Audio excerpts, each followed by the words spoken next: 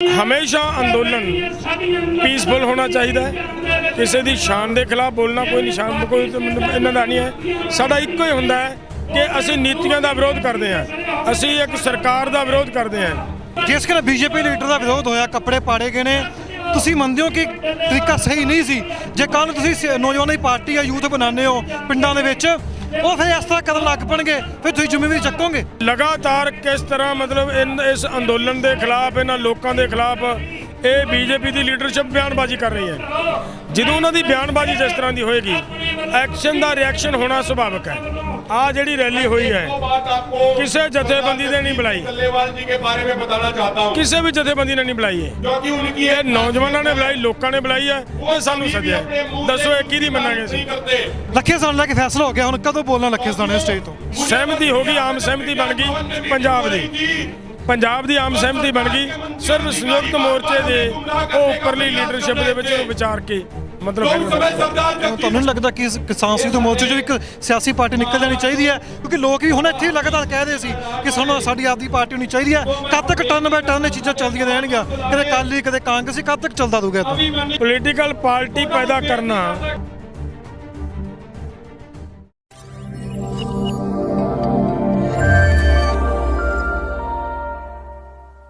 ਸਤਿ ਸ਼੍ਰੀ ਅਕਾਲ ਦੋਸਤੋ, ਪੰਜਾਬ ਨਿਊਜ਼ 'ਤੇ ਤੁਹਾਡਾ ਸਭ ਦਾ ਸਵਾਗਤ ਹੈ। ਜਿਸ ਤਰੀਕੇ ਨਾਲ ਕਿਸਾਨ ਸੰਯੁਕਤ ਮੋਰਚਾ ਵੱਲੋਂ ਹੁਣ ਪੂਰੇ ਪੰਜਾਬ ਦੇ ਵਿੱਚ ਪਿੰਡਾਂ 'ਚ ਨੌਜਵਾਨਾਂ ਨੂੰ ਕਮਾਂਡ ਦਿੱਤੀ ਜਾਏਗੀ ਕਿ ਉਹ ਜੋ ਰਾਜਨੀਤੀ ਪਾਰਟੀ ਨੇ, ਜੋ ਸਿਆਸੀ ਪਾਰਟੀਆਂ ਨੇ ਉਹਨਾਂ ਦਾ ਵਿਰੋਧ ਕਰਨ।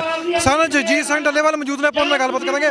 ਡੱਲੇਵਾਲ ਸਾਹਿਬ, ਕਿਸ ਤਰੀਕੇ ਨਾਲ ਹੁਣ ਪੂਰੇ ਪੰਜਾਬ ਦੇ ਵਿੱਚ ਨੌਜਵਾਨਾਂ ਨੂੰ ਇਹ ਜਾਗਰੂਕ ਕਰੋਗੇ ਕਿ ਉਹਨਾਂ ਨੇ ਸਿਆਸੀ ਪਾਰਟੀਆਂ ਵਿਰੋਧ ਕਰਨਾ? ਤੁਸੀਂ ਕਮੇਟੀ ਵੀ ਬਣਾ ਲਈ ਇੱਕ ਇਹਦੇ ਤੇ। देखो साडी कोशिश ये है कि असी आ जड़ियाँ हो रही हैं अपीलां, ये एक मतलब अवेयरनेस है, एक जागृति का एक स्कूल है जिहदे विचों बहुत कुछ सीखना है।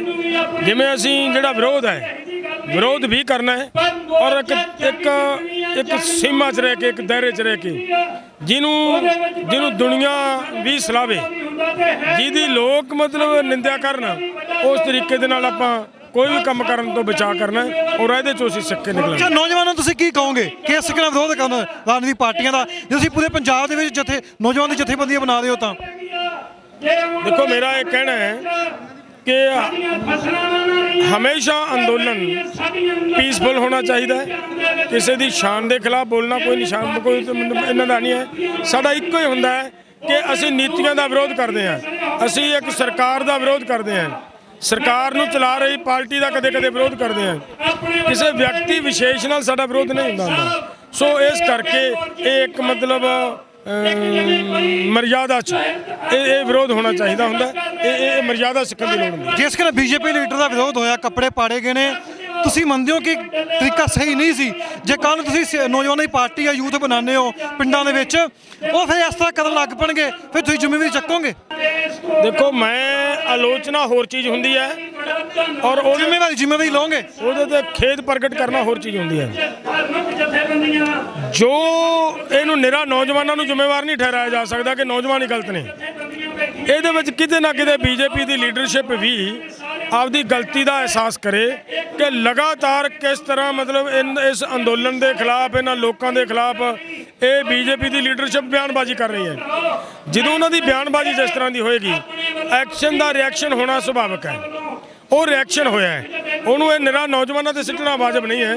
ਠੀਕ ਹੈ, ਨੌਜਵਾਨ ਉਮਰ ਛੋਟੀ ਹੁੰਦੀ ਹੈ, ਛੇਤੀ मतलब ਉਹਨੂੰ ਗਰਮੀ ਨਾਲ ਲੈ ਜਾਂਦੇ ਗੱਲ, ਉਹ ਉਸੇ ਗੱਲ ਦਾ ਜਵਾਬ ਕਿਸੇ ਸਿਆਣੀ ਉਮਰ ਦੇ ਬੰਦੇ ਨੇ ਦੇਣਾ ਹੋਵੇ ਤਾਂ ਹੋਰ ਰੂਪ 'ਚ ਦੇਗਾ ਜਵਾਬ, ਉਹ ਵੀ ਦੇਗਾ।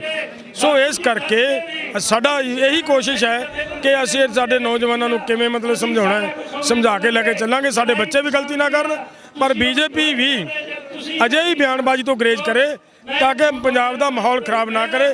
ਅਸੀਂ ਤਾਂ ਨੌਜਵਾਨਾਂ ਨੂੰ ਇਹ ਵੀ ਦੱਸਾਂਗੇ ਕਿ ਬੀਜੇਪੀ ਦੀ ਲੀਡਰਸ਼ਿਪ ਜਾਣ ਬੁੱਝ ਕੇ ਮਾਹੌਲ ਖਰਾਬ ਕਰਨਾ ਚਾਹੁੰਦੀ ਹੈ ਔਰ ਅਸੀਂ ਹੋਣ ਨਹੀਂ ਦੇਣਾ, ਚਾਹੇ ਕੁਝ ਵੀ ਹੋਵੇ। ਤੁਸੀਂ ਸਿਆਸੀ ਪਾਰਟੀਆਂ ਵਿਰੋਧ ਕਰਾ ਰਹੇ ਹੋ, ਤੁਹਾਨੂੰ ਨਹੀਂ ਲੱਗਦਾ ਕਿ ਕਿਸਾਨ ਸੰਘਰਸ਼ ਮੋਰਚੇ 'ਚੋਂ ਇੱਕ ਸਿਆਸੀ ਪਾਰਟੀ ਨਿਕਲ ਜਾਣੀ ਚਾਹੀਦੀ ਹੈ? ਕਿਉਂਕਿ ਲੋਕ ਵੀ ਹੁਣ ਇੱਥੇ ਲਗਾਤਾਰ ਕਹਿ ਰਹੇ ਸੀ ਕਿ ਸਾਨੂੰ ਸਾਡੀ ਆਪਦੀ ਪਾਰਟੀ ਹੋਣੀ ਚਾਹੀਦੀ ਹੈ। ਕਦ ਤੱਕ ਟਰਨ ਬਾਏ ਟਰਨ ਇਹ ਚੀਜ਼ਾਂ ਚੱਲਦੀਆਂ ਰਹਿਣਗੀਆਂ, ਕਦੇ ਅਕਾਲੀ ਕਦੇ ਕਾਂਗਰਸੀ, ਕਦ ਤੱਕ ਚੱਲਦਾ ਰਹੂਗਾ ਇਦਾਂ? ਕਿਉਂਕਿ ਲੋਕਾਂ ਦੀ ਆਵਾਜ਼ ਲੋਕ ਖੁਦ ਇੱਥੇ ਕਹਿ ਰਹੇ ਨੇ ਉਹਨੂੰ। ਨਹੀਂ, ਪੋਲੀਟੀਕਲ ਪਾਰਟੀ ਪੈਦਾ ਕਰਨਾ ਸਮਝ ਲਾ ਅੰਦੋਲਨ ਦੀ ਮੌਤ ਕਰਨਾ ਹੈ। ਇਹ ਅੰਦੋਲਨ ਤੋਂ ਬਾਅਦ ਦੀ ਗੱਲ ਕਰਦੇ ਹਾਂ, 3 ਅੰਦੋਲਨ ਬਾਅਦ ਤੋਂ ਬਾਅਦ ਹਜੇ ਲੜਾਈ ਹੋਰ ਬਹੁਤ ਵੱਡੀ ਬਾਕੀ ਖੜੀ ਹੈ। ਔਰ ਜਿਹਨੂੰ ਮੈਂ ਸਮਝਦਾ ਕਿ ਪੋਲੀਟੀਕਲ ਪਾਰਟੀ ਬਣਾ ਕੇ ਨਹੀਂ ਲੜਿਆ ਜਾ ਸਕਦਾ, ਨਹੀਂ ਜਿੱਤਿਆ ਜਾ ਸਕਦਾ, ਉਹਨੂੰ ਜਿੱਤਣ ਵਾਸਤੇ ਸਾਨੂੰ ਇਕਜੁੱਟ ਹੋ ਕੇ ਅੰਦੋਲਨ ਦੇ ਉੱਤੇ ਹੀ ਟੇਕ ਰੱਖਣੀ ਪੈਣੀ। ਅੱਛਾ, ਕਦ ਤੱਕ ਫਿਰ ਇਸ ਤੱਕ ਵਿਰੋਧ ਕਰਦੇ ਰਹੋਗੇ? ਫਿਰ ਤੁਹਾਨੂੰ ਕੋਈ ਪਲੇਟਫਾਰਮ ਮਿਲੇਗਾ ਕਿ ਇਹ ਕਿਸਾਨ ਜੋ ਲੱਖਾਂ 'ਚ ਬੈਠੇ ਨੇ, ਕੋਈ ਪਲੇਟਫਾਰਮ ਮਿਲੂਗਾ, ਕੋਈ ਸਿਆਸੀ ਪਾਰਟੀ ਮਿਲੂਗੀ ਇਹਨਾਂ ਨੂੰ?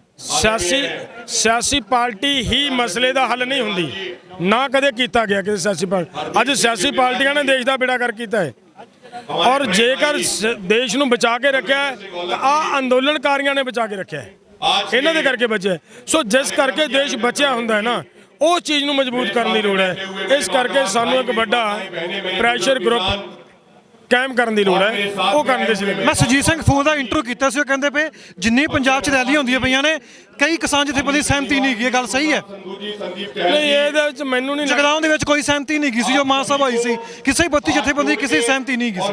ਯਾਰ ਦੇਖੋ ਗੱਲ ਕੀ ਹੈ, ਇਹ ਗੱਲਾਂ ਕਰਨੀਆਂ ਮੈਨੂੰ ਲੱਗਦਾ ਵਾਜਬ ਨਹੀਂ ਹੈ, ਬੇਲੋੜੀਆਂ ਗੱਲਾਂ। ਖੁਦ ਸਟੇਟਮੈਂਟ ਦਿੱਤੀ ਹੈ ਵਾਲੀ, ਹੋ ਸਕਦਾ ਉਹਨਾਂ ਦੀ ਵਿਚਾਰ ਹੋਏ ਕਿ ਮੇਰੀ ਨਹੀਂ ਵਿਚਾਰ ਇਹ ਸਹਿਮਤ ਨਾਲ ਰੈਲੀਆਂ ਕਰਦੇ ਪਏ, ਸਭ ਸਹਿਮਤੀ ਨਾਲ ਹੋ ਰਿਹਾ ਹੈ। ਉਹ ਕਹਿੰਦੇ ਇੱਕ ਦੂਜੇ ਨਾਲ ਜੋ ਦਿਖਾ ਦੇ ਨੇ, ਜਥੇਬੰਦੀਆਂ ਦੇ ਨੁਮਾਇੰਦੇ ਆਗੂ ਇੱਕ ਦੂਜੇ ਨਾਲ ਜੋ ਦਿਖਾ ਦੇ ਨੇ, ਜੋ ਕਿਸ ਚੀਜ਼ ਦਾ ਦਿਖਾ ਦੇ। ਨੋਟ ਕਰਿਓ, ਆਹ ਜਿਹੜੀ ਰੈਲੀ ਹੋਈ ਹੈ ਕਿਸੇ ਜਥੇਬੰਦੀ ਨੇ ਨਹੀਂ ਬੁਲਾਈ, ਕਿਸੇ ਵੀ ਜਥੇਬੰਦੀ ਨੇ ਨਹੀਂ ਬੁਲਾਈ ਹੈ। ਇਹ ਨੌਜਵਾਨਾਂ ਨੇ ਬੁਲਾਈ, ਲੋਕਾਂ ਨੇ ਬੁਲਾਈ ਹੈ, ਇਹ ਸਾਨੂੰ ਸੱਦਿਆ। ਦੱਸੋ ਇਹ ਕਿਹਦੀ ਮੰਨਾਂਗੇ ਅਸੀਂ? ਇਹ ਕਿਹਦੀ ਮੰਨਾਂਗੇ? ਤਾਂ ਲੋਕਾਂ ਦੀ ਹੈ। ਲੋਕਾਂ ਦੀ ਭਾਵਨਾ, ਲੋਕ ਅਵੇਅਰ ਹੋ ਰਹੇ ਨੇ, ਲੋਕ ਅਵੇਅਰ ਹੋ ਕੇ ਸਾਨੂੰ ਸੱਦਣਾ ਚਾਹੁੰਦੇ ਆ, ਅੰਦੋਲਨ ਦੀ ਸਾਰੀ ਕਹਾਣੀ ਸੁਣਨੀ ਚਾਹੁੰਦੇ ਆ। ਲੱਖੇ ਸਾਨ ਦਾ ਕਿ ਫੈਸਲਾ ਹੋ ਗਿਆ, ਹੁਣ ਕਦੋਂ ਬੋਲਣਾ ਲੱਖੇ ਸਾਨ ਨੇ ਸਟੇਜ ਤੋਂ? ਇਹਦਾ ਇੱਕ ਸੰਯੁਕਤ ਮੋਰਚਾ ਹੈ, ਸਾਨੂੰ ਸੰਯੁਕਤ ਮੋਰਚੇ ਦੇ ਵਿੱਚ ਇੱਕ ਜਿਹੜਾ ਫੈਸਲਾ ਹੋਇਆ ਹੈ, ਫੈਸਲੇ ਦੇ ਵਿੱਚ ਇਹ ਗੱਲ ਆਈ ਹੈ ਕਿ ਸੰਯੁਕਤ ਮੋਰਚੇ ਦੇ ਵਿੱਚ ਇਹਨੂੰ ਵਿਚਾਰ ਕੇ ਮਤਲਬ ਅਗਲਾ ਫੈਸਲਾ ਲੈ ਲਿਆ ਜਾਵੇ।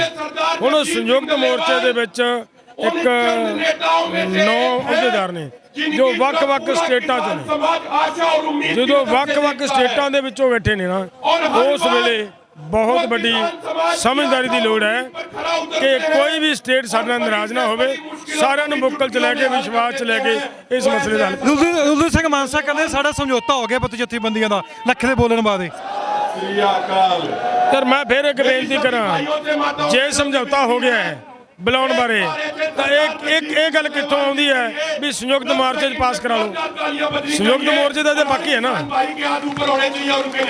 ਸਮਝੌਤਾ ਜਾਂ ਨਹੀਂ ਲੱਗਣਾ? ਨਹੀਂ, ਸਹਿਮਤੀ ਆਹ ਕਹੀਦੀ ਹੈ ਕਿ ਸਹਿਮਤੀ ਹੈ, ਸਹਿਮਤੀ ਹੋ ਗਈ, ਆਮ ਸਹਿਮਤੀ ਬਣ ਗਈ ਪੰਜਾਬ ਦੀ ਆਮ ਸਹਿਮਤੀ ਬਣ ਗਈ। ਸਿਰਫ ਸੰਯੁਕਤ ਮੋਰਚੇ ਦੇ ਉਹ ਉੱਪਰਲੀ ਲੀਡਰਸ਼ਿਪ ਦੇ ਵਿੱਚ ਵਿਚਾਰ ਕੇ ਮਤਲਬ। ਅੱਛਾ, ਮੇਰੇ ਕੋਲ ਸਵਾਲ ਹੈ ਕਿ ਜੇ ਲੱਖੇ ਦੇ ਸਮਝੌਤਾ ਹੋ ਸਕਦਾ, ਗੱਲਬਾਤ ਚੱਲ ਸਕਦੀ ਹੈ, ਜਿਹੜੇ ਆਗੂ ਬੋਲਦੇ ਪਏ ਸੀ ਕਿ ਲੱਖਾ ਸਾਣਾ ਮੁਰਦਾਬਾਦ, ਜਾਂ ਜਿਹੜੇ ਆਗੂ ਬੋਲਦੇ ਸੀ ਕਿ ਲੱਖਾ ਸਾਣਾ ਜਿਹੜਾ ਉਹ ਅਲੱਗ-ਅਲੱਗ ਬਿਆਨਬਾਜ਼ੀ ਹੋਈ ਹੈ, ਉਹਨਾਂ ਨੂੰ ਕਿਵੇਂ ਸਮਝਾਓਗੇ ਤੁਸੀਂ? ਅਸੀਂ ਪਹਿਲਾਂ ਹੀ ਮੀਟਿੰਗਾਂ ਦੇ ਵਿੱਚ ਇਹ ਫੈਸਲਾ ਲੈ ਚੁੱਕੇ ਹਾਂ ਕਿ ਬਿਲਕੁਲ ਕਿਸੇ ਦੇ ਖਿਲਾਫ ਅੱਜ ਤੋਂ ਕੋਈ ਬੰਦਾ ਨਹੀਂ ਬੋਲੂਗਾ। ਫੈਸਲਾ ਹੋ ਚੁੱਕਿਆ। ਦੀਪ ਸਿੱਧੂ ਬਾਰੇ ਕੋਈ ਸੋਚਿਆ ਉਹ ਬੋਲੂਗਾ ਕਿ ਨਹੀਂ ਬੋਲੂਗਾ? ਹਜੇ ਉਹਦੇ ਬਾਰੇ ਕੋਈ ਨਹੀਂ, ਉਹ ਮਤਲਬ ਉਹ ਦੇਸ਼ ਲੈਵਲ ਦਾ ਮੈਟਰ ਹੈ, ਬਹੁਤ ਵੱਡਾ ਮੈਟਰ ਹੈ ਉਹ ਦੇਸ਼ ਲੈਵਲ ਦਾ ਮੈਟਰ ਹੈ, ਉਹ ਵੱਡਾ ਮੈਟਰ ਹੈ। ਜੇ ਕੱਲ ਨੂੰ ਲੱਖੇ ਸਾਣੇ ਨੂੰ ਤੁਹਾਡੀ ਸੰਯੁਕਤ ਮੋਰਚਾ ਦੀ ਸਟੇਜ ਉੱਤੇ ਗ੍ਰਿਫਤਾਰ ਕਰਨ ਦੀ ਪੁਲਿਸ ਗ੍ਰਿਫਤਾਰ ਹੋਣ ਦੋਗੇ? ਮੈਂ ਕਹਿੰਦਾ ਗ੍ਰਿਫਤਾਰ ਅਸੀਂ ਬੈਠੇ ਹਾਂ, ਸਾਡੇ ਦੇ ਪਰਚੇ ਹੈ। ਅਗਰ ਸਰਕਾਰ ਸਾਨੂੰ ਗ੍ਰਿਫਤਾਰ ਕਰਨਾ ਚਾਹੁੰਦੀ ਹੈ, ਅਸੀਂ ਅੰਦੋਲਨ ਲੜ ਰਹੇ ਹਾਂ। ਮੈਂ ਕਹਿੰਦਾ ਅੰਦੋਲਨਕਾਰੀਆਂ ਨੂੰ ਗ੍ਰਿਫਤਾਰੀ ਤੋਂ ਡਰਨਾ, ਗ੍ਰਿਫਤਾਰੀ ਤੋਂ ਭੱਜਣਾ ਨਹੀਂ ਚਾਹੀਦਾ। ਅਸੀਂ ਗ੍ਰਿਫਤਾਰੀ ਦੇਣ ਨੂੰ ਤਿਆਰ ਬੈਠੇ ਹਾਂ, ਕਰ ਲੈ ਸਰਕਾਰ ਸਾਨੂੰ ਗ੍ਰਿਫਤਾਰ। ਜਦੋਂ ਅਸੀਂ ਅੰਦੋਲਨ ਲੜ ਰਹੇ ਹਾਂ, ਫਿਰ ਗ੍ਰਿਫਤਾਰੀ ਤੋਂ ਕਿਉਂ ਡਰਨਾ ਹੈ? ਨਹੀਂ ਡਰਨਾ ਚਾਹੀਦਾ। ਤੁਸੀਂ ਸਾਰੀ ਗੱਲਬਾਤ ਸੁਣੀ ਸਾਨੂੰ ਮੌਜੂਦ ਸਨ ਜਗਜੀਤ ਸਿੰਘ ਡੱਲੇਵਾਲ, ਜਿਨ੍ਹਾਂ ਨੇ ਕਾਫੀ ਸਵਾਲਾਂ ਦੇ ਜਵਾਬ ਦਿੱਤੇ। ਇਹਨਾਂ ਨੇ ਇਹ ਵੀ ਗੱਲ ਕਹੀ ਗਈ ਹੈ ਕਿ ਲੱਖੇ ਸਾਣੇ ਨੂੰ ਸਹਿਮਤੀ ਬਣ ਗਈ ਹੈ, ਪਰ ਹੁਣ ਕਦੋਂ ਬੋਲੂਗਾ ਇਹ ਹੱਲੇ ਵੀ ਸ਼ਸ਼ਪਾਲ ਦੇ ਵਿੱਚ ਗੱਲ ਚੱਲਦੀ ਪਈ ਹੈ। ਤੁਸੀਂ ਪੰਜਾਬ ਨਿਊਜ਼ ਨਾਲ ਜੁੜੇ ਰਹੋ, ਤੁਹਾਨੂੰ ਅਸੀਂ ਪਲ ਪਲ ਦੀ ਖਬਰ ਦਿੰਦੇ ਰਹਾਂਗੇ।